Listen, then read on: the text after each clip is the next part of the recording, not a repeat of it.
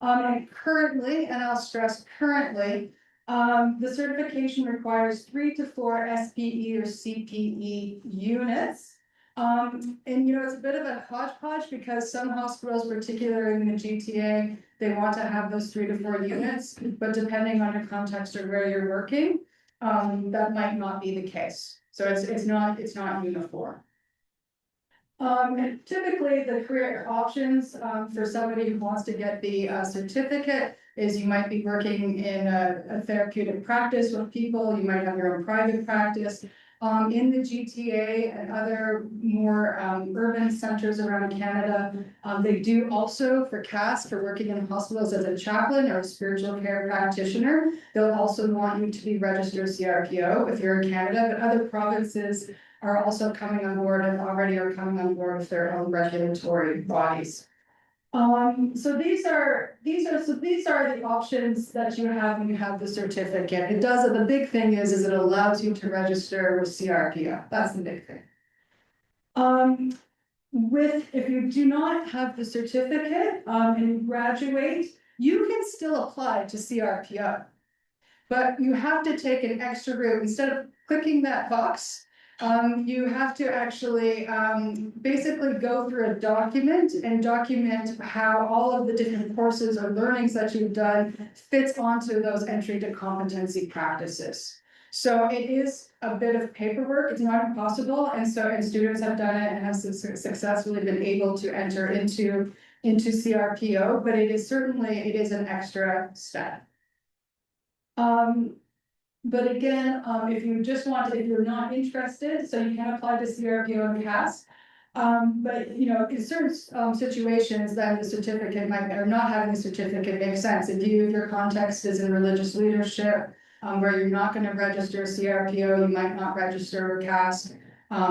You might not need the certificate. You're here for pastoral or counseling skills or these sorts of things. Also, the military, if you're thinking of CAF. The military also doesn't require these things, although the CAF now has, they're implementing sort of 2 streams, and so more experienced chaplains who've been working in the CAF might come back and get more of their formal sort of professional papers.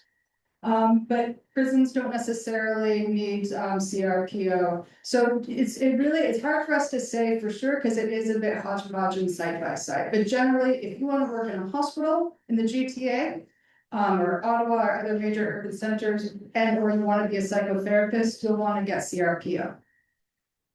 Any questions on this slide? You're all good? Okay.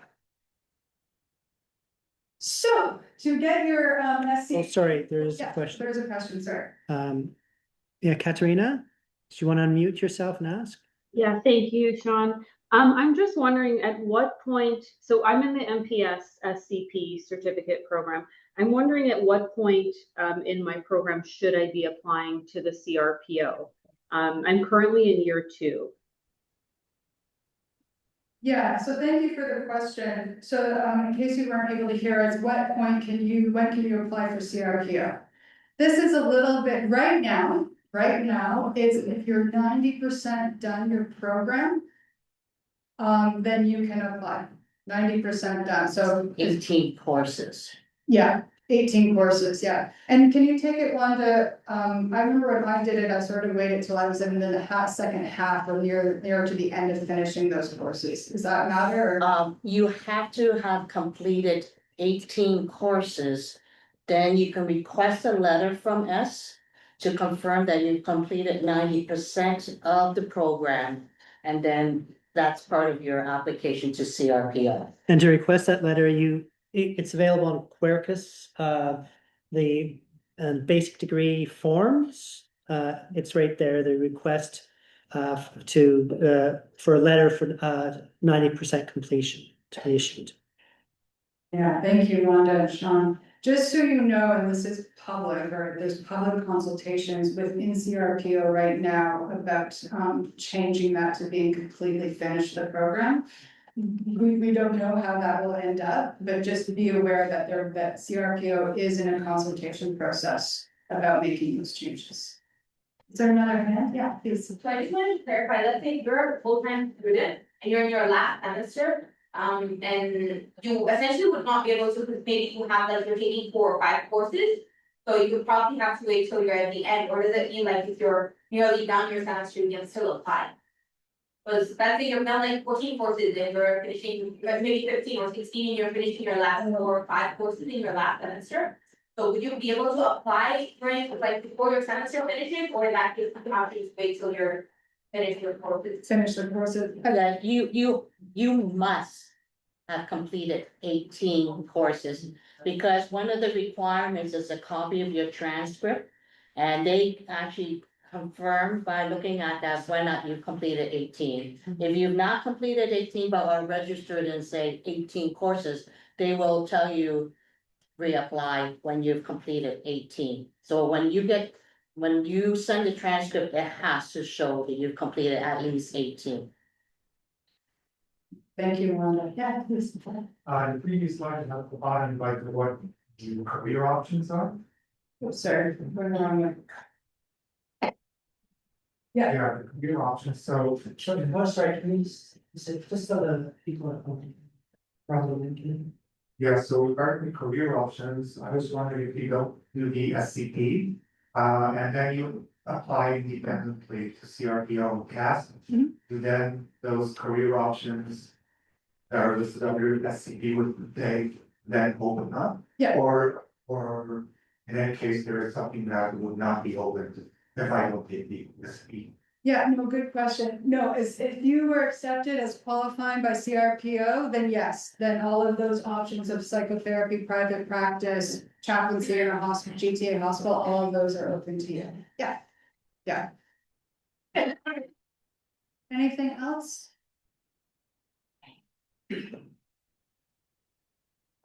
So there are some minor differences between the programs if you do the certificate or you don't do the certificate. If you are doing the certificate, you will need 7 faith-based foundation courses.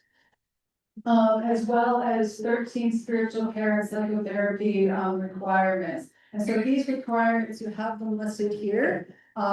Intro to counseling, many of you just came from that class. Human growth, professional ethics, assessment, and then 3 psychotherapeutic theory courses. So these would typically be category 5s. At least 1 CPE or SPE unit, but keep in mind that that's actually a 2-course equivalent. The capstone course, which you take in your final semester and the winter semester of your final year. And then you have 1 to 3 special topics that you can choose as your electives, or you can decide to do a second CPE unit. So then that would be 4 credits. Yeah, please. Just 1 second, please, sorry. Okay, I should wait at the end of something. I'm just wondering if for the as CPD checklist, if the faith-based foundation courses how many we need change, because I recall it being 4 and it says 7. So, yeah, that's a good question. So those also include, so the multi-faith cohort course, that counts as 1. And then, also I'm drawing a blank. Your ethics, So, like your faith and ethics, because that's required, right? yeah, so you have to take ethics, like your faith foundations from whatever stream that you're in. And then the 7th one is I'm totally Well, drawing. it's 5 plus the multi. Yeah, The cohort course, and usually it's like, for Christians, it's Christian ethics, for the Muslims, it's, what the ethics course is called, but, yeah. and same thing with Buddhist ethics. Yeah. Thank you. If you are not doing the certificate, you still need to, we have 8 faith-based foundation courses, including, and that's including the religious diversity, the cohort course. 9 spiritual care, so you can count your practicums and then your electives, and then you have your 3 open electives, which can include SPE or CPE.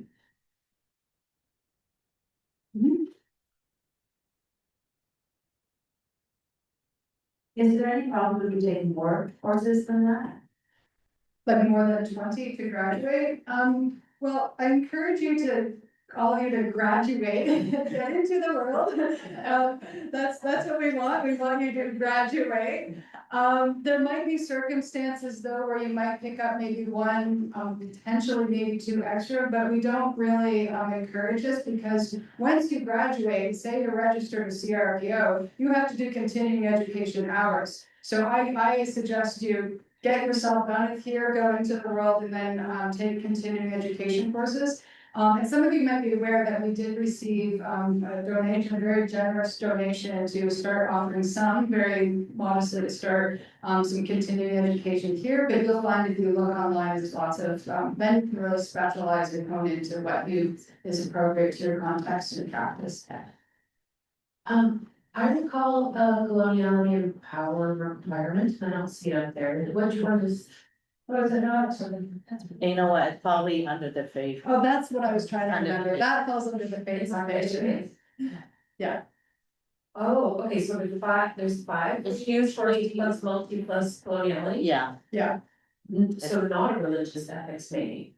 well, Yeah, religious ethics is within the five. I see, Yeah, I see, yeah. thank you. yeah, you have to, of the faith foundations, one of them has to be the ethics, yeah. That's what I was trying to remember, yeah. So the power and coloniality, that counts as a faith foundation. I think that's Yeah, please, something. yes. I was just gonna say for folks who are planning to do an extra CPE unit, so more than one CPE unit, that should be applied to category 8.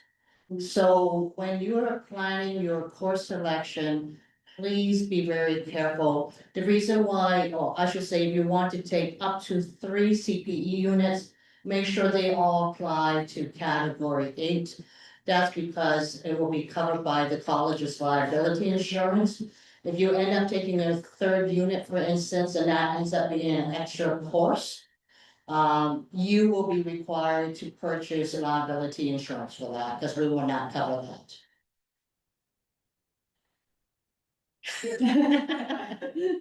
Okay, so anyways, that's something to think about when you're doing course selection planning with your advisor. Oh, Is that okay, though? Can we just purchase our own, if we have a lot of course interests as well as the CPE unit, could we purchase our own liability insurance? Yes, you can. But I'm just saying, because we do, and we have had students, because they, let's say for example, you take the dying and grieving course and you take a second CPE, that would basically be your 3 courses under category 8.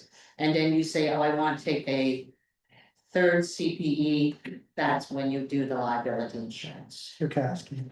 Yeah, through CAS, it's I think it's a cheaper rate anyways. Yes. It's on the website.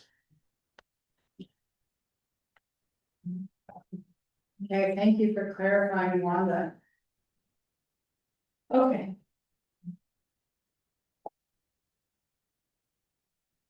So applying for the MPS spiritual care certificate. So the applications are open January to April, and the due date is April 2026. There is a 12 p.m. deadline, means 12 noon and not midnight. Don't stay up applying to things at midnight, go to bed. And do it by noon. Don't do it, I wouldn't do it on the last day, That's because right. there are glitches. Yes, we're warning folks who we have from experience of those who, let's say, apply the day of or the week of, there are always glitches. Because there are certain documents that you need and you find out that, oh, I can't get it in. Or because of something that happens on that day of that you're submitting. Bottom line is that if your application is incomplete on that day when it closes, you will not even be looked at. So that's why it's important that when it opens, we will send an announcement out and tell you application is open. Do your application as soon as possible, because then you can follow up with Toronto School of Theology to ensure that you're not missing any documents, because that's what's been happening. Okay? Yes. Thank you, Wanda. So get it in early. Okay, So I have a question. So the December first deadline is for the spring placement? No, for summer placement for CPE, and the January first deadline is for the SCP.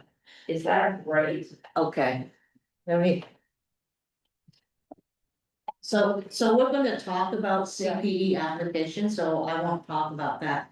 But basically, if you want to apply to the certificate in spiritual care and psychotherapy, for that to be part of your MPS degree, the application will most likely open near the end of January and close in April. So that's what this is all about. And this is separate from doing a placement. Yes, I knew that. I just wanted the deadline. Okay, Yeah, we're gonna get We're to gonna that. get to yeah, I'll that, get to yeah. the deadline. There's a question. Oh, Thank you. oh, no, there's a question here. Do we know when it broke? No, we don't know the exact dates right now, but we do know this is the normal period. We'll let you know as soon as we know. One more question for the eligibility. It says by courses and acceptance by September 2026. So if you're not doing a spring practicum, would you have gone through the acceptance for the fall of next year to have that? Okay, so in addition to the 5 courses, you either, if you are applying to a summer CPE and have been accepted, then you will submit that letter to them. If you are applying for an year-long extended CPE unit, you will indicate that in your application. And if you are admitted, you will be admitted conditionally. They will expect that condition to be that letter. Okay, actually, my question has 2 parts. The first one is, are transfer credits part of the 5 course requirements? So for example, I've transferred 2 from St. Michael's. Would those be part of the 5? No, Okay, so then the next question is, because I'm part-time, by the end of, I guess, April 2026, I will have done 6 courses here.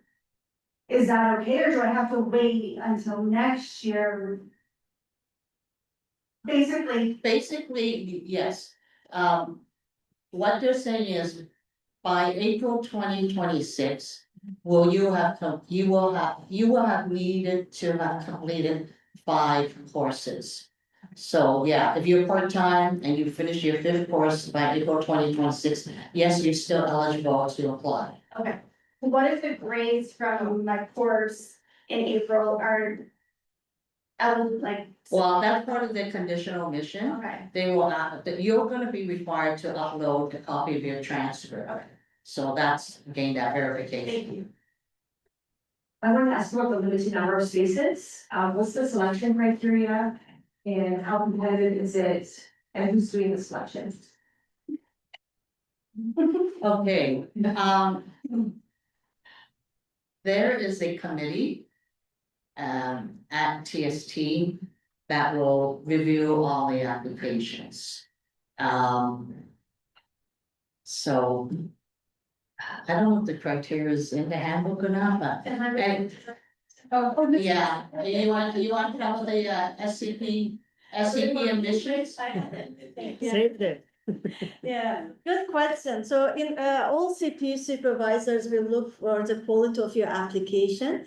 And also like they require a bunch of documents like kind of theology of spiritual care. They will require you to write very good learning goals as well. And for learning, so all these are really required documents, and they will also require you to attend the interview process just for selection more, and they consist of 2 people or 3 people, all are certified supervisor educators, so they will make the final decision based on the quality of your paper and also your learning goals. So just make sure that when you write your papers, like kind of your autobiographical narrative, make sure that you reflect diversity, respect, compassion, guidance, all these values that you learn from your spiritual tradition should be reflected in your application. Okay. There's a question from Katerina. Katerina? Okay, Hi. well, let me just, Yeah. let me just clarify.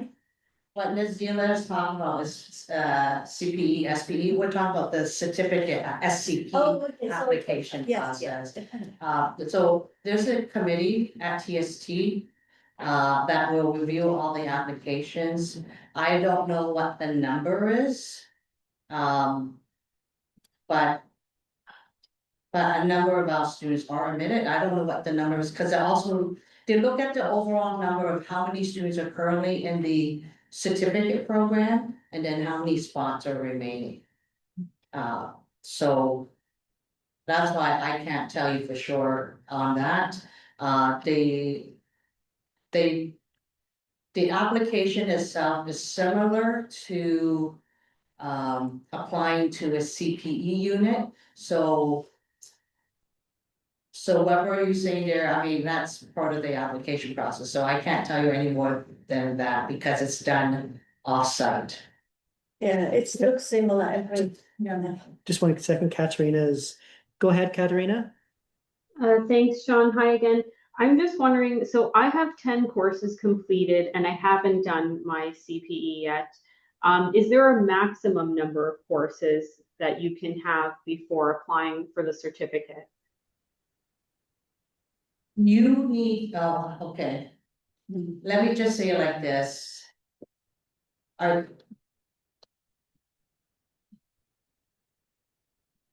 can I delicately say this? Let me just say this, if you've completed 10, you should be applying for the SCP like in January. The committee will look at the total number of courses you have completed. There, I will say, there have been instances where students applied when they had like 20 courses and they got declined. Bottom line is that when you are applying to the SCP, it means that you're applying for admission to the MPS SCP and for the upcoming September. So it means that you need to come back in September for that academic year to take minimum 1 course. But normally students will come back, finish their MPS and graduate in that May of that following year. Or at least finish the program in the summer of that year and then graduate. But that's all I'm just saying is that if for people who have a number of credits already, then I would encourage you to apply. Think about doing the CP and applying. Thank you. If you do not get in the first year, your first application year, can you apply the second year? Yeah. Okay. There's a question here. Do the SPE applications open for summer as well, or is it just CPE? Where can we get more information on how to apply for SPE? State, we're gonna do that. We're gonna talk about that, so just hang tight. Yeah, SPE, oh my gosh, talking about all these acronyms. Yeah. Yes, we will be talking about CPE, SPE later on in this session. Right now, we're just talking about how to apply to the MPS certificate in spiritual care and psychotherapy. Can you complete all the requirements for the certificate and then let's say you don't get accepted because there's not enough spaces? Like, could you still check off and completed your certificate? Like, how does that work? What do you mean by that? Well, like, let's say you're working towards a certificate. Based on the checklist that you showed in the previous slide. But for some reason, there's not enough space, you don't get accepted. When you applied, can you still say that you met requirements when you're applying to CRPO? No. Okay, bottom line is CRPO.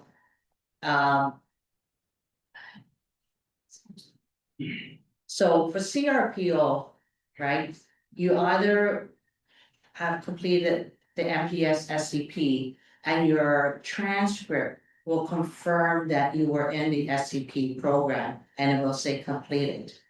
Otherwise, if you just graduate with the MPS in the spiritual care stream, you will have to then apply as an independent with CRPO. They have the mapping tool on CRPO. Usually you use the mapping tool to apply independently. We had students successfully did that before. So simply they are asking you to provide the course descriptions, psychotherapy courses you have taken. They might ask you to provide syllabus just to attach and also number of each course. Yeah, it's just that extra step.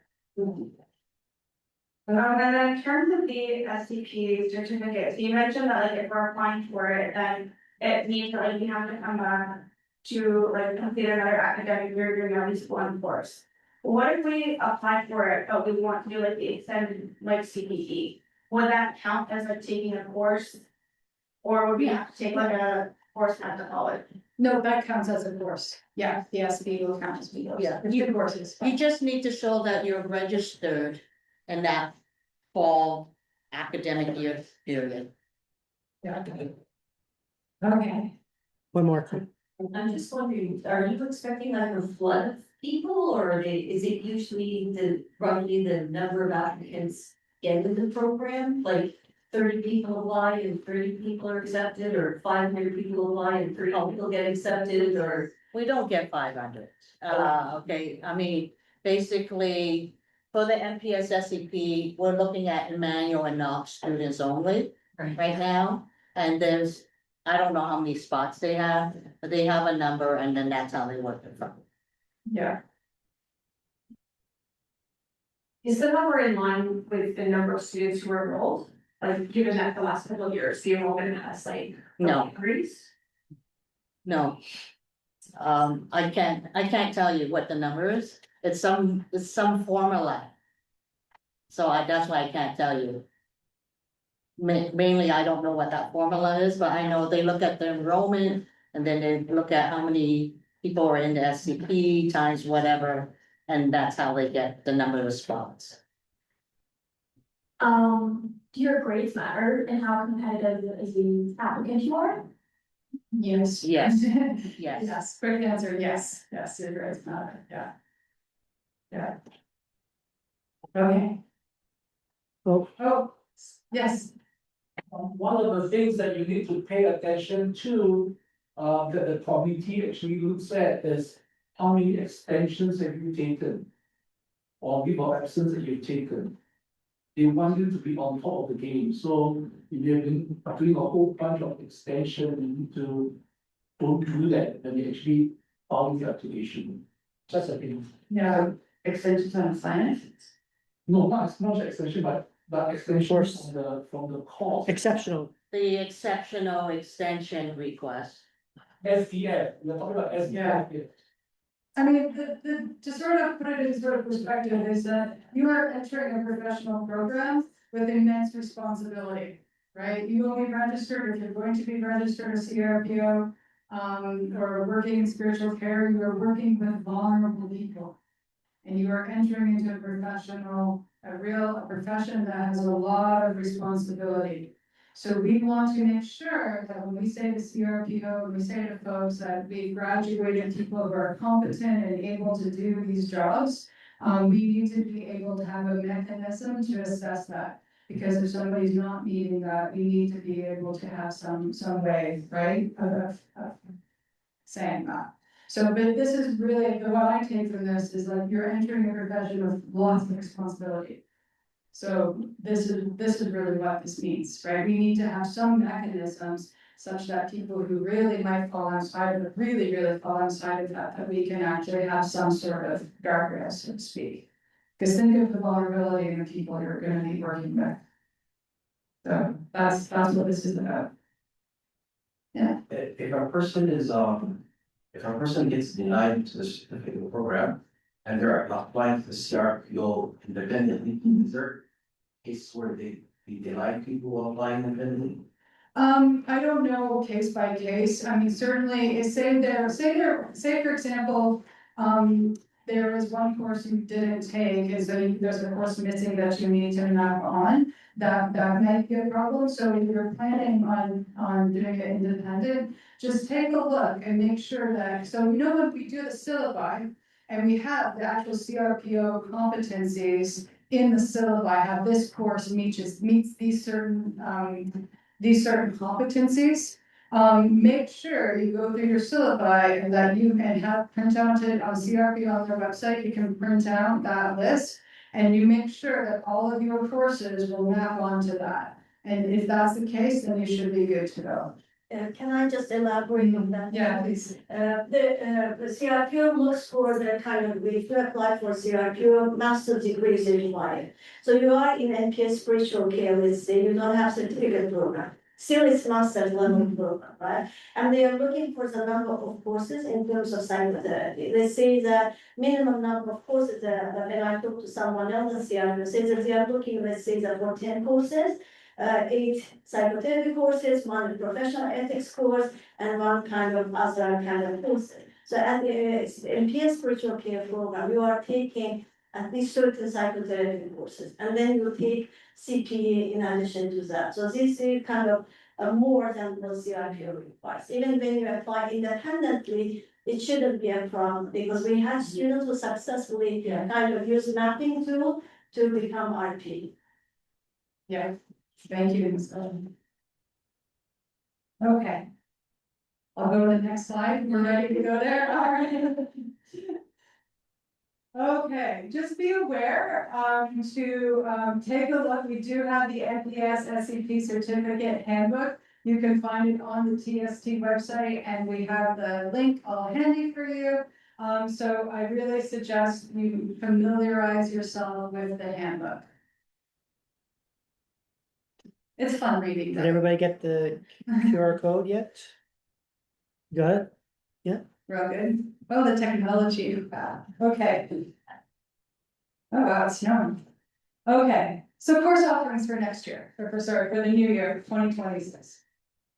So just to keep in mind, that there are maximum, within your MPS program, whether you're that certificate or not, is that the maximum currently, the maximum number of online courses you can take are 6.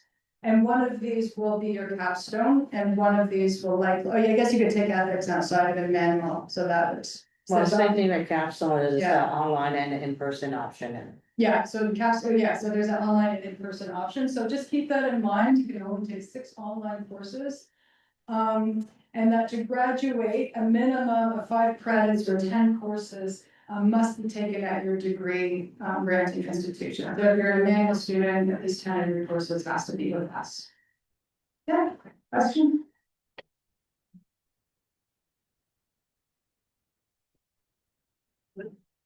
I know, like, I took a look online and I saw the course offerings for summer were primarily online from what I know.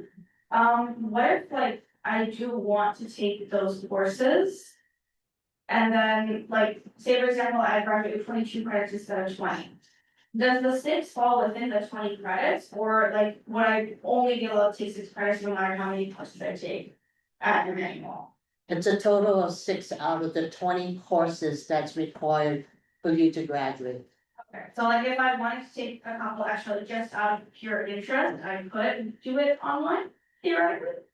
Okay, yes, but we discourage students from taking extra courses, because that means you're actually taking a spot from a student who needs that course as part of their program. Yeah. And we all want to graduate. Get into the world. Can I just add one? SPE also, it is kind of online, it is considered in person. Oh, yeah. Did everybody catch that? No. Yeah, can you repeat that, please? Sorry? Can you mind repeating that? Yeah, so you'll see the manual is SPE offsite or onsite. Some, let's say the manual SPE is online, but because we have some clinical kind of practice in person, it is still considered in person. So, we don't include Emmanuel, SPE in the list of online courses. This is some relief. Yeah, like St. Michael's Homes does online, so that wouldn't be counted as an online It's part of SPE. part, yeah. Yeah. So any of your SPE units are in person. Yeah. You good for this? All right, excellent. Okay, so here are, so here are our winter course offerings. First, we'll just look at the Faith Foundation courses, so you'll see and under Buddhist under Faith Foundations, Buddhist Contemplative Care is being taught Mondays 10 to 12 online, and also classic Buddhist texts are Tuesday 18 to 6 o'clock, right? Yeah. Yes. 6 to 8 in person. In Christian, we have Theology 1 in person Wednesday mornings. And Global History of Christianity, sorry, at online Thursday evening. In the Muslim stream, we have Islamic thought and classical age, and that will be Monday mornings, 10 to 12 online, and also Islamic law, ethics, and society. Those will be Wednesday, 3 o'clock, and those will be in person. So you'll notice that for each of these is that there's one online and one in person option. And then also as far as coloniality and power, this is the designated elective. We have engaging the spirit of Indigenous worldviews. We're very excited. We have a new professor coming on, Dr. Carmen Tartar, and Carmen Lansdowne will be teaching that online on Thursday, 2 o'clock. Also, Christian Encounters with Hindu Tradition is Tuesday mornings in person. And then we also have contemporary ethical issues, and that will be taught online on Monday afternoons. So those are your Faith Foundation offerings for the winter. Any questions about those? Not, so my question is, if the courses are offered online, and I don't necessarily care if they're online or in person, but if they're only offered online, and I'm only allowed 6, that can be limiting, because next semester, I'm happy to come in person, but all of the offerings for the required course that I have to take are online. So how does that match up? I guess is what I'm trying to understand. Yeah, So if they're not giving us an option, we're sort of boxed in a bit. Yeah, so we've actually mapped, help me out, Yolanda, but we have mapped the courses. And so you shouldn't get to that situation. Yeah, I can't get into too many details, too much in my brain right now, but yeah, you will be fine. Just a question about the Islamic law versus like contemporary ethical issues course. So when I was like filling out my checklist in the summer when I was like registering for the first time, I was told that Islamic law as a society would also fall under the coloniality and power. But I'm also registered in like the contemporary ethical issues. So then, like in that case, like would the Islamic law and ethics course count as a Muslim focus, and then the other one would count as a coloniality and power?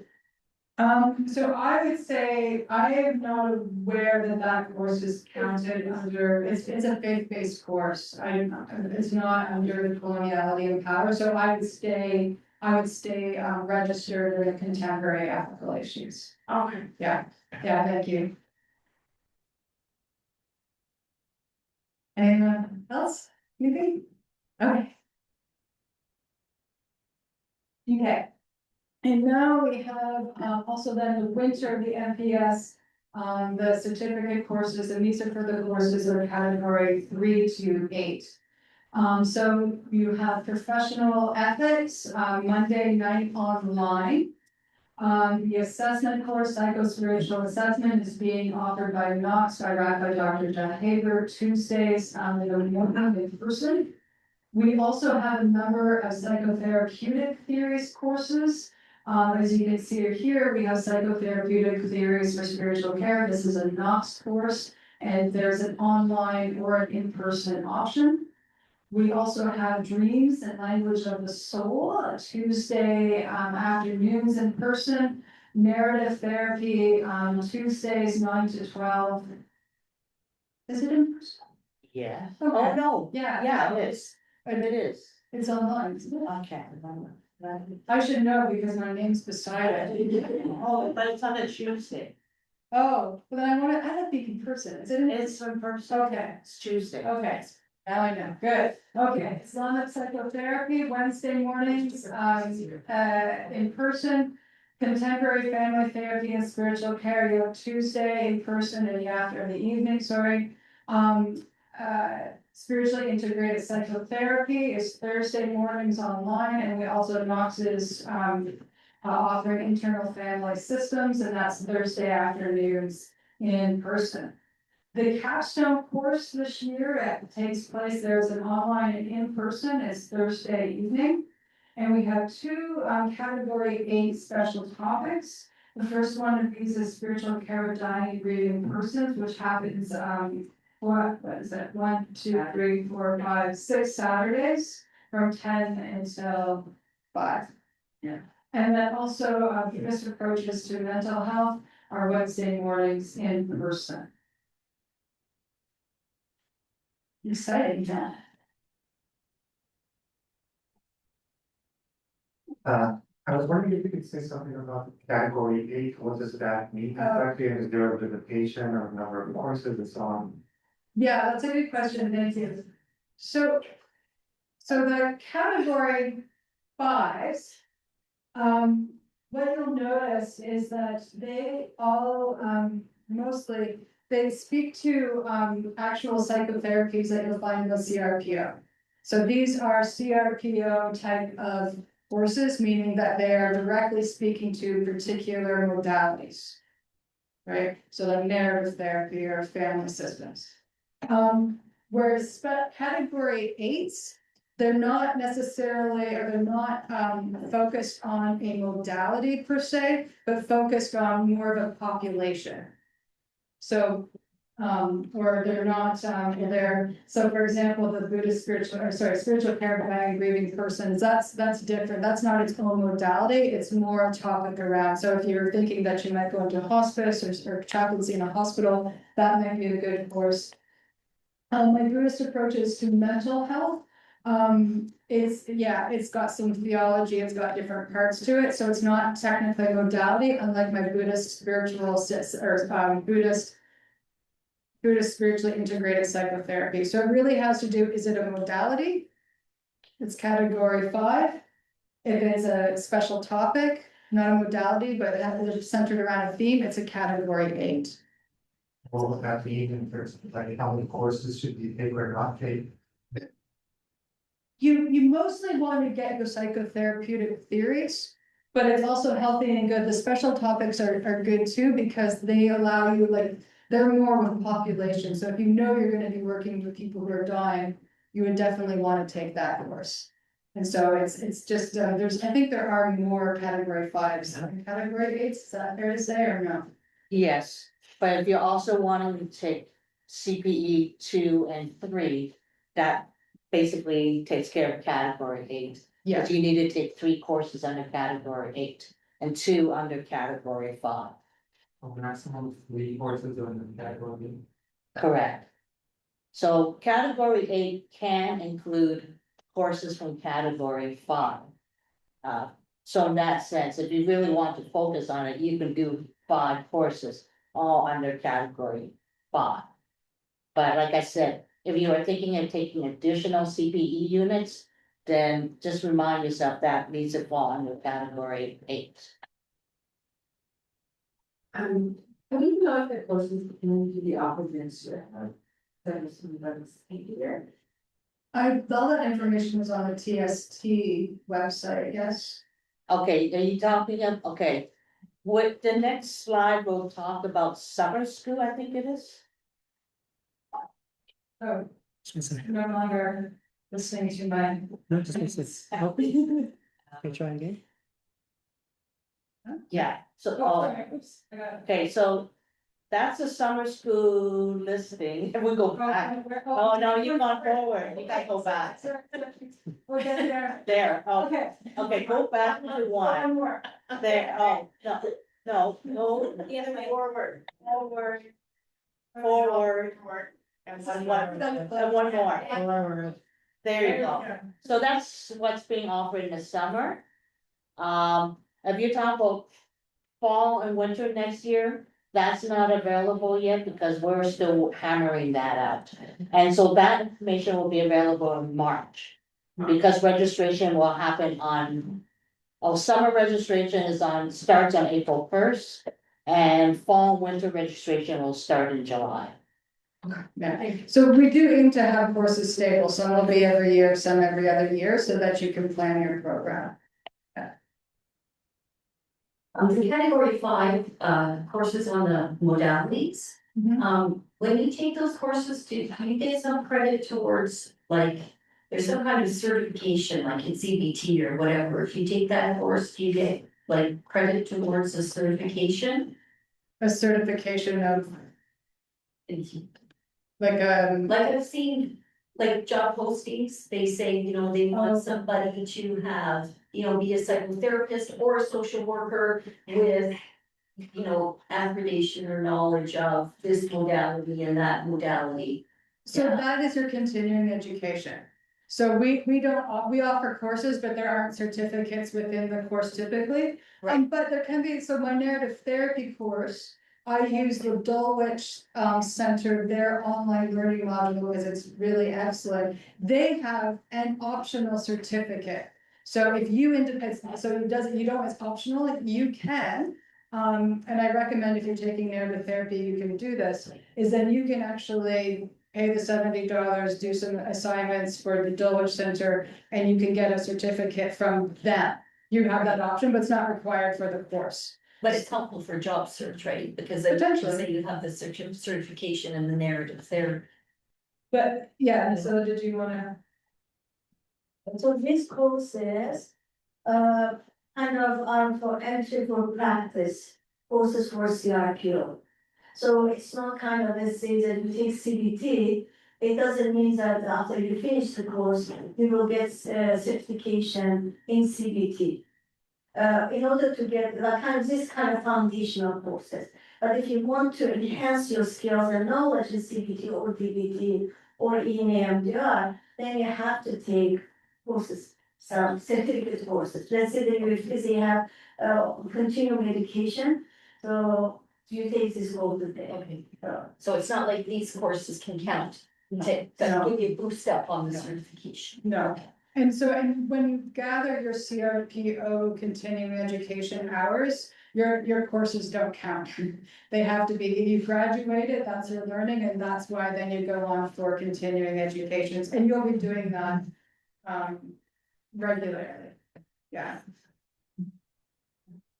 There's a question on Zoom here about, did we mention summer, the date? The summer registration for summer courses starts, and that's April 1st. Summer registration for summer courses opens April 1st. But we'll send you a list of the offerings, summer offerings. I don't know. Some of them are already posted on the TSD website. Yeah, you could check TSD website to see what's on offer, but April 1st is when it opens. Oh, I think I started. Oh, sorry. Okay, so say we decide to take, do the summer intensive, placement. Is it practical or feasible to also take a course on top of that? Okay, oh, Wanda's standing up. Okay. Okay. If you are applying for OSAP funding, you have to be registered at, 80% for OSAP funding. That means if you're taking a summer intensive CPE unit, that's actually only counted at 40%. So you will need to take an additional May to June course. So that it can be 80% to get LSAT funding as a quote unquote full-time student. I know some students want to do that, take CPE and of course, so that they can, I don't call, you could say fast track if you want, and finishing up the program. Or you can just focus on doing CPE, but if you're wanting OSAT, you will need to take an extra course. Yeah. Thank you. And just keep in mind too, is that the summer intensive are intensive. So, there are a lot of, work and spiritual and emotional work. Yeah, no question. So that's, So I was waiting for the start. Yeah. Oh, sorry, was there a question for you? I'm sorry. I can't imagine. I was wondering about the continuing education, so I know like CRPO requires, I think it's 20 hours per year. And then CAS requires 50, if I'm not, that's what I saw on the website. If you were registered with both, does that mean you have to do a total of 70 hours? No, Okay. yeah, thank goodness, no.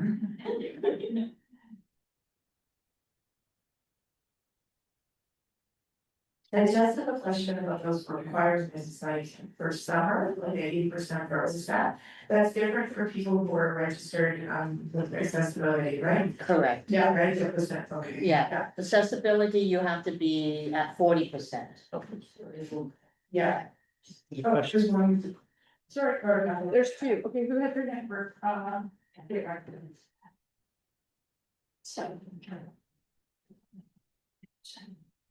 I have a OSAT related question, so can you apply as a part-time student for that semester, even if you're a full-time student in like the summer, at the fall and winter, can you apply as a part-time for summer? Yes, okay, so let me just explain, if you are currently full-time OSAP application from September to April and decide to be part-time in the summer, you will need to submit a summer. Well, you will need to submit a part-time application for that. If you happen to be a part-time student, a part-time OSAP application between September and April, and you happen to make a decision to be full-time in the summer, you will have to apply a full-time application for OSAP, so. Thank you. Is there another question? I cannot see the assessment course on TSP website. Is it still to be added or is it not gonna be offered? Our manual college courses have yet to be added. I see. There's a question. Shannon, could I have that? I'm sorry. Thank you. Thank you, Shannon, for the amazing job you're doing. You must be exhausted.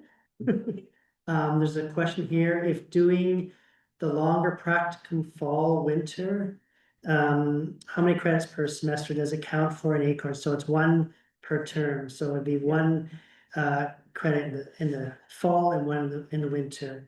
Can I take the practicum plus 4 courses per semester? Should you? If you are highly organized, if you are organized and have no family demands, then I would say yes, you can do a year-long CPE unit and 4 courses. But if you have family demands or a job, then you should be part-time. Yeah. Thanks, Shannon. It's not this good side, it's not. For the intensive form, how intensive? the summer intensive? We do have that. Oh, yeah, right here. We do have it further on Another slide. another slide. Yes, so we do talk about, here we Okay, go. yeah, we'll get there. Okay, so, but I have a question. Okay, hold on, let me turn my okay, are we talking summer intensive courses are as intensive as the Saturday courses? Cause that's seriously intense. Let me just say, you're looking at 8 weeks, 3 hours per week.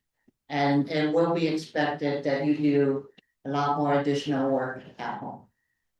So it's not intensive in the sense of doing 7 hours once a week. It's 3 hours, but also not long. 8 weeks only. And then you have 2 weeks before to submit the final assignment. I don't know, do you expect me to? Yeah, the summer CPE or SPE, they're intensive, right? Because essentially you're working full time, you're learning full time. But we're looking at summer Oh. courses, an Oh, I see. intensive course. So Oh, I both see. you have taught, you and Azila have Yeah, taught I've intensive taught, yeah. courses. How much Yes. work are you expecting students to do on top of the 3 hours in class? Quite a bit, because you're trying to squeeze 12 weeks into 8. And so there's, and actually it's the same course, it's just you have less amount of time to do it. So there's, the reading is more intense too, definitely there's a lot of reading.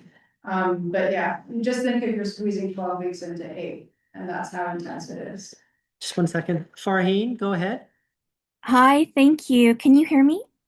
Yes. Perfect. So I have a question about the category 5 and category 8. I was an incoming student last year. So last year was my first year, and um, we were instructed to use the checklist that was for incoming students, and it was the MPS SCP certificate for the Muslim stream checklist. And the question has two parts because I used that checklist to map out my courses for that year. And there was one course that was listed as a category 5 that this year's checklist is saying it's now a category 8. And so my first question is, if there are changes in the checklist as we move forward in our degree, and because I'm part-time, I will be here a little bit longer. Will we always be defaulting to the incoming, the checklist, at least for the core courses? Or are we, I guess what I'm trying to ask is, will that course still be counted as a category 5 because that was what was in place when I was a student last year? And then the second part of that question is, and the reason I ask is that because it's now it's the Muslim mindfulness class that's now in a category 8, and because I plan on taking additional SPEs at some point, and I think Wanda, you had mentioned something about insurance not being covered if you have taken courses in the place of those category 8 classes. And so I'm a little bit worried that when I see changes like that, is that going to impact me, or will that be retroactively sorted out? Okay, so let me just say, all students should always use the checklist that they were admitted in that given year. Because there, yes, there will be changes along the way with courses being upgraded into a category 8 course, but always refer to that checklist because that's the checklist that we will evaluate you to ensure that you've met graduation requirements. Now with regard to the CPE units, the extra CPE units, yeah, I would say we made a decision going forward at the end of last year. Because we were running to the issue, let me just say it like this, up to last year. If students were wanting to take CPE 3 and 4, they were advised to graduate.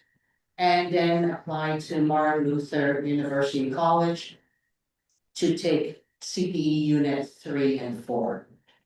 So that's been our practice. So what we have, because Martin Luther University College have now, what's the word, been assessed by the government. They can no longer admit our students just so that our students can take CPE unit 3 and 4. So we have, as of this year, made a decision that if students are taking unit 2 and 3, they will have to be applied as category 8, or you would pay for liability insurance through CAS, which is a reasonable fee. 150. Yeah, it's not much. So that's where that comes, but we are not encouraging a floor payment at all. Thank you, Wanda. That's really helpful.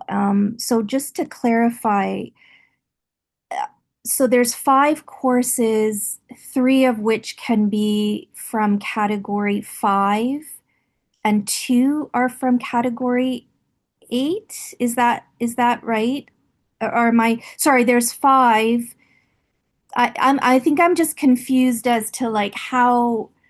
So what I'm hearing is that if I enrolled in a course that was originally category 5, even if it's a category 8 now, we'll use it as a category 5. And I guess what my question with category 8 is that I think what I'm hearing is be careful if you take courses instead of the SPEs, because if you plan on taking the SPEs and you've already taken courses, you would need to provide your own insurance, which is only around 150, but you would still have to pay that, which you wouldn't if you have space in category 8 to do those 3, number 2 and number 3 CPE. Yeah, sorry, and it's 250 for a year, actually. Sorry about that. That's It's okay. 250 for members. Okay. So did I understand that correctly? That just being mindful of what courses you're taking out of category 8 in case you decide you want to do a second and third CPE. Is that correct? Yes, Thank yes, that's why I would just say to every student, that's why it's important to meet with your academic advisor on course selection. I always say to students, be strategic. And if you wanna work around the system that you know now, might give you a hint or two. Thank you.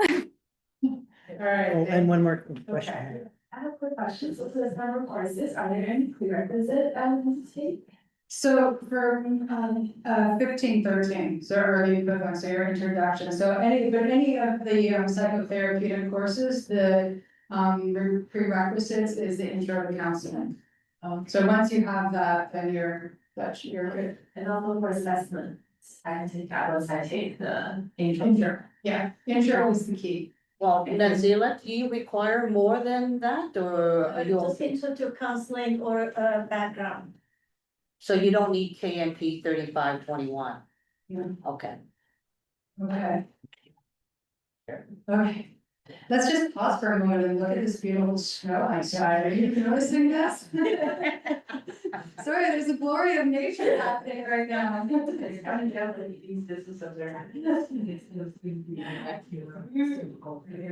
All right. Okay. So I needed a snow break for a second. Okay, back to it. So these are the courses we're offering this summer. And these are still a draft. Yes, Okay. I would say yes. Okay. So professional ethics will be taught online. The assessment, psychospiritual assessment and mental health will also be online May to June in the evening. So there will be 2 category 5s, so wrestling with addiction out of knobs, and also postmodern constructiveness, psychotherapy and spiritual care at Regis. There we'll talk a bit about the CPE and the SPE offsite practicums. These are the intensive that take place between May and July. Applications for the GTA. No, it should be December to Yeah, I January. was about to say that, yeah, it should be December, they differ, some of the sites they differ. So, be sure to check that out, but some of them are January, but some of them are in December. So just check on the CAS website to make sure where you're applying, that you've got the right due date. That's like in 2 days or 3 days. Excuse me? So if you're saying December 1st, that's like, No, at the end of December. Yeah. Yeah. And then we do have a special topics in category 8, disability, neurodiversity, and care and counseling. So those are our summer courses that you can take. And they're all, except for I guess many of them are in the spring term. Okay. Okay. Okay. Now we're getting into, oops, I did it again. The clinical psychospiritual education, the CPE, and the supervised psychospiritual education, the SDE. These are your practicum options for 2026. So one either CPE or SPE course is 400 hours in total. If it is the year long, but it runs from September to April, it will be 2 days a week. If it's the intensive, the one that runs May to July, it is 5 days a week, so it's like having a full-time position. So that there are sites, so you'll look on CASP and you'll see that there are a number of different hospitals and sites in the GTA and also outside of the GTA. And then we also have a number of partners that we use for our Yale College SPE sites. And so all of these, any CPE or SPE will count towards certification of CASP and registration of CRPO. If one is interested in the MPS spiritual care option, or you have an option to take contextual education. If you're interested, please speak with your advisor, Professor Scandaroga about that. And also Professor Natalie. Oh, okay, Professor Natalie Stevenson. Okay. Sorry, I have a question. Yeah.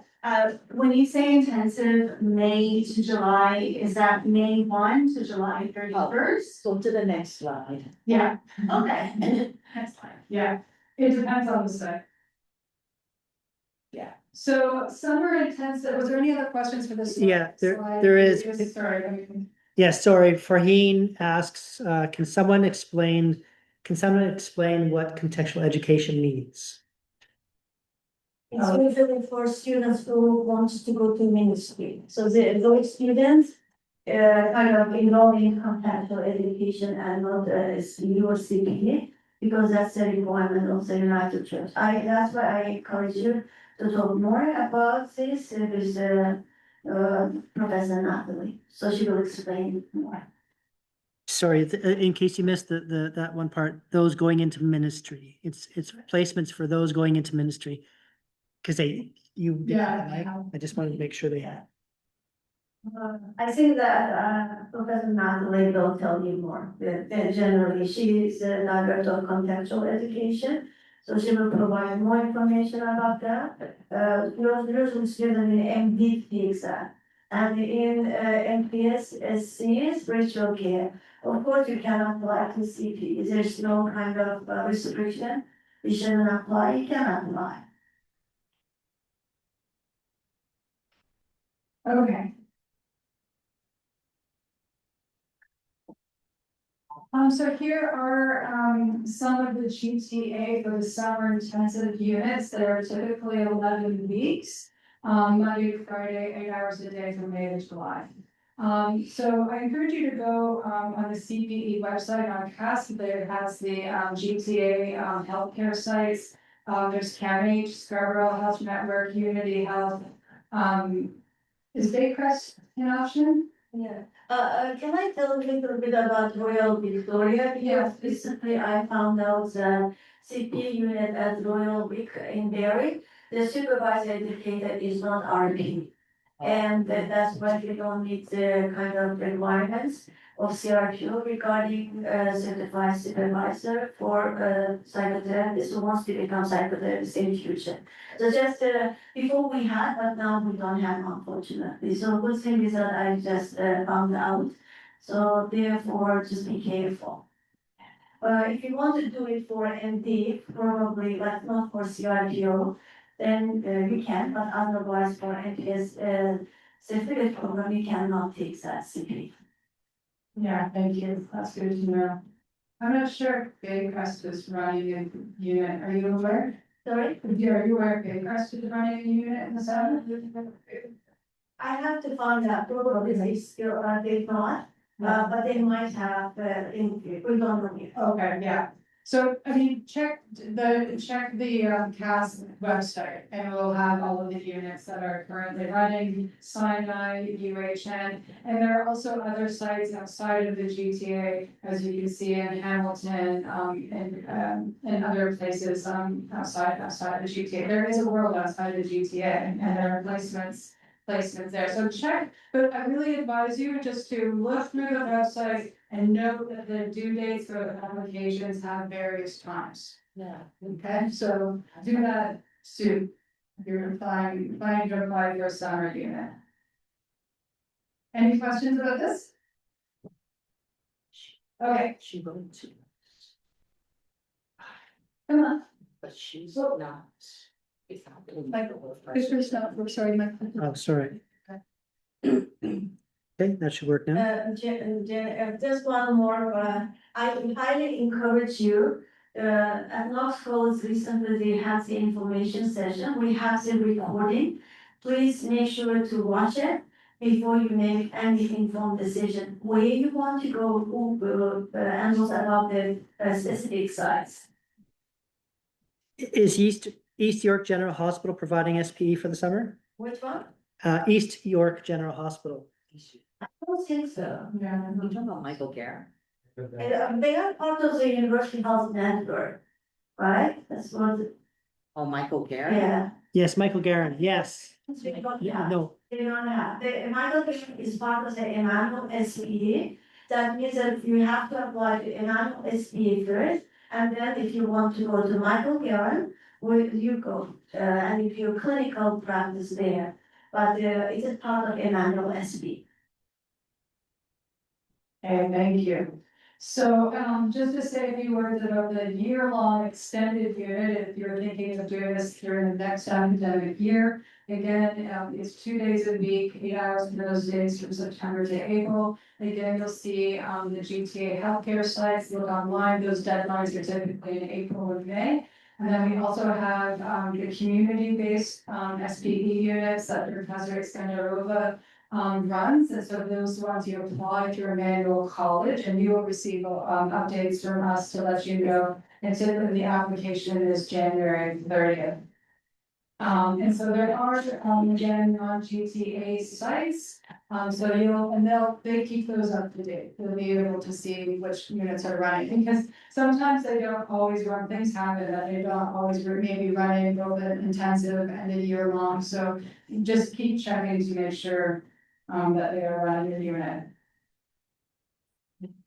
So for the community-based ones that are from fall to winter, if you've done summers with the CPE, like do they look at that, like is that a good thing, or like are you more likely to get a spot, and also like how many spots are there for the community-based, like the Emmanuel College one? We have 3 Emmanuel-based SPE units. So that means that we can accept 18 students, because we can take only 6 students per unit. Because we cannot go beyond because of CAST and also CRDO requirements for the group supervision. And so if you've done a summer placement, like are you more likely or less likely to get? Sorry? How does Emmanuel like evaluate who they're, like how if you get admitted in a SPE? Yeah, so again, all CP units are the same. Usually, we like a kind of background in CP in the hospital base, because community-based CPs requires kind of more complicated psychotherapeutic skills. Because in hospital, you see the patient probably for 15 minutes or 20 minutes.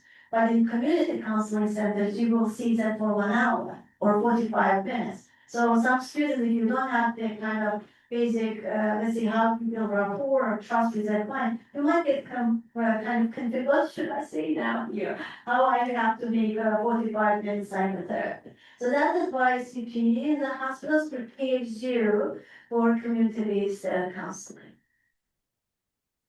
I don't need the mic, Shannon, because I have a question. This is from Farheen. I have a question about advanced versus basic CPE or SPE units. How many basic units do you need to complete before you apply for an advanced unit? 2. 2.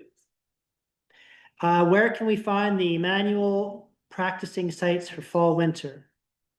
Sorry, size? Where can we find the Emmanuel College practicing sites for? We don't have it on website, but generally I can tell you, we work with St. Michael's homes. We work with Big Wellness. Big Wellness usually can take up to 3 students enrolled in Emmanuel with SP. We're College Center, we work with College Center, it's now counseling, and there's, and also very recently we had an agreement with Temple, one temple in Mississauga. That's also good news. TCAP, Toronto Center for Applied Research is another site for us. So we do have really very good site. I'm really very glad to inform you that for Jewish students, we will start collaborating with Jewish Family Services in chaplaincy, so that's really good news. It will be in following fall. Michael Garden Hospital, Sick Kids Hospital takes up to 5 students. We look at Emmanuel is SPA and Sunny Brook hopefully in September. So these are really very good sites. Nazila, so Aksat asked to apply to Khalil Center ISNA. That's through the Emmanuel College based SPE. Yep.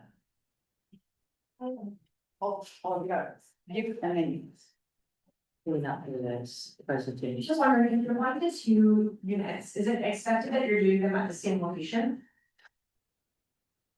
You talking about CPE? Yeah. No, you don't have to. Some students like to do CAMH, because CAMH gives you a whole lot of experience, and then they do a different type of hospital setting. It really depends. Some students love where they went, so they do the 2 units there. But others might say, hey, I want to get a different hospital experience, so they do 2 different hospitals. But I would recommend, I've heard supervisors recommend, just, you don't know what you don't know, but to try different things, because you never know what might light a fire. Yeah. And to increase your chance to get into, because it's very competitive and the limited number of students they can take. So apply to 2, kind of, or 3 in order to increase your chance to get into 1. So unfortunately, that's reality. I'm sorry, can you just clarify the Montgomery Garden situation? That is more of a community-based model, like that was the 45 minutes kind of therapeutic, or that is that a CPE unit? SPE. Community, yes, Emmanuel College. It's under Emmanuel College. Community based SPE. And that's in a different website then? Correct. Yeah, yes. Do we have the applications? I can't remember them. I don't think it's just. Okay. No, but we have. Okay, let me just say.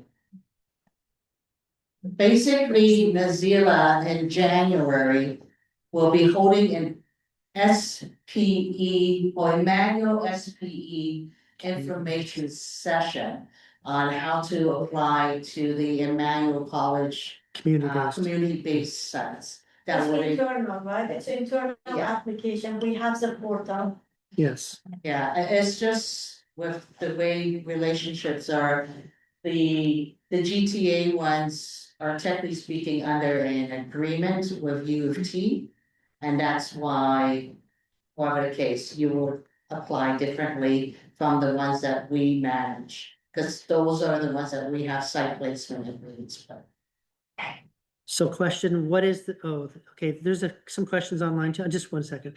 What is the process for applying from basic 2 CPE to the basic 2 to advanced SPE? This is coming from Dania, who's finished basic 1 and 2 at Scarborough Health Network, and was wondering if the assessment application is the same, because she wanted to apply to SPE this upcoming summer. Yeah, it's basically the same application. Yeah. And Same application. It's the same, yeah. And so to confirm, Emmanuel-based ones are approved by CRPO and not CASC. Which one? Emmanuel-based community. It meets both requirements. CASC and CRPO. They meet both requirements. And basis, SPU supervisors, certified supervisor educators, they are kind of certified by CAS, and also they meet the requirement of CRPO to provide clinical supervision. For the Emmanuel-based applications, like, do we just apply to Emmanuel, or do we have to also apply to those sites, like, or do we apply to the sites after we've been selected from Emmanuel? It is two-step process. So first of all, if you want to get into Emmanuel-based SBA, it's an application process in internal. So we will have the portal. Portal is going to be open to everyone, Emmanuel for students only, in February, and you need to apply by January 30th. I think we decided this year, end of January. And after that, we are going to review the applications. Yes. We have the committee to review. Yeah, January 30th. That's right. Then we will decide who we invite to interview. We are not going to interview everyone, only selected applications we are going to choose, and we invite them to interview. Again, we have 2-3 members in the committee to interview. Based on the decision we make, we will contact you saying that, hey, good news, we have accepted you, where you want to do your clinical practical. And you will say, let's say that, St. Michael's or with wellness, based on this collaborative process, we will contact these sites. We don't encourage you to get in touch with the sites first, before you know if you get into SPU or not. All right, because it will be very confusing for them, confusing for you as well. So wait for the decision we make after the interview. And then I will contact the sites saying that we have a student interested in doing clinical practicum, let's say, with you at this site. Then they say yes, then I'm going to connect you with them. You will send your resume and cover letter, and then they will invite you to interview, because they want to make sure that you are the good match, right match for their clients. So it's unlike these CP units in the hospital, because it's one process, one step process. But the manual SP is two-step process. And you can apply for like Emmanuel and the GTA, like even in the fall, like you can apply for both, right? They're separate, so. Separate. Okay, we just do want to be mindful of time as well. So some of these questions you might be able to raise with your academic advisor. Or it could be at the Or- interest. Oh, yeah, and then we're having another info session, so we probably should leave this behind. I'm sure all of you want to go play in snow at some point while it's snowing. So, but thank you, these are really great questions. I appreciate it is a kind of a complex process, and so the questions are certainly valuable for our community learning. But we also need to kind of move through these a little bit. So. Oops. Oh, my clicker's not working. Yes, 1 second. 1 second here. Okay. Okay, go ahead. Okay, so here's just the timeline, and we'll make these slides accessible on purpose, right? Yeah. Yes, So you'll, and the recording. yeah, and this is recorded if you want to watch it again. So you'll see in December, you're gonna find at the end of, or by December of this year, you're gonna finalize your winter courses. You'll apply for your summer SBE units. And those will be due either, depending on the site, in December, later December, or early January. Between January and April in 2026, you will apply, you'll get emails, or notices on purpose about the process to apply for your MPS, the SCP certificate.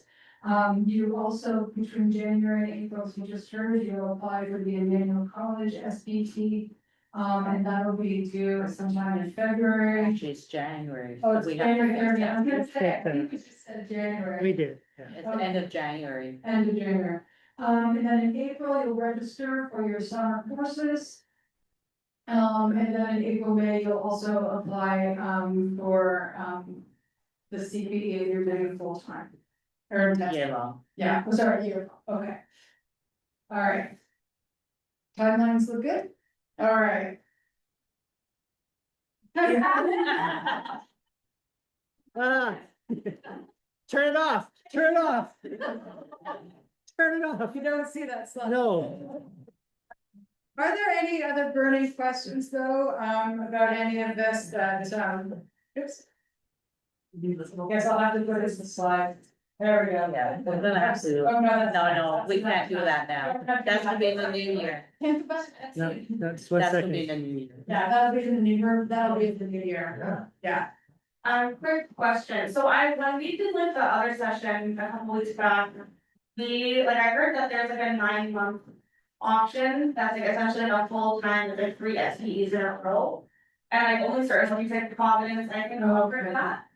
Do you have like any more information on there, or where I can get more information on that? That you'll have to find through CASC, that goes through CASC, so check their website. I think my feeling is those used to be more common, but I don't think they're as common these days. I don't know. Those are the residents. Yeah, the residencies, and I don't know anyone who's done them personally. I don't know if they've existed. Yeah, they do. They do, okay. Here, just. Sorry. Yeah, I'm sorry, Toronto, that's why I don't know, okay. Do we get Okay, a, thank you for your attention. and do we give a special, let's give a special round of applause to Shannon for the commandeering the mic. Thank you. All right.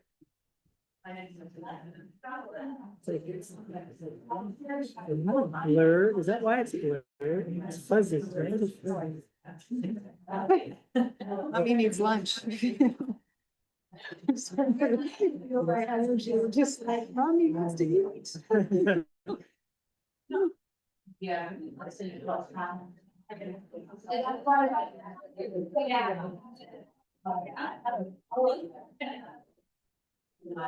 Yeah.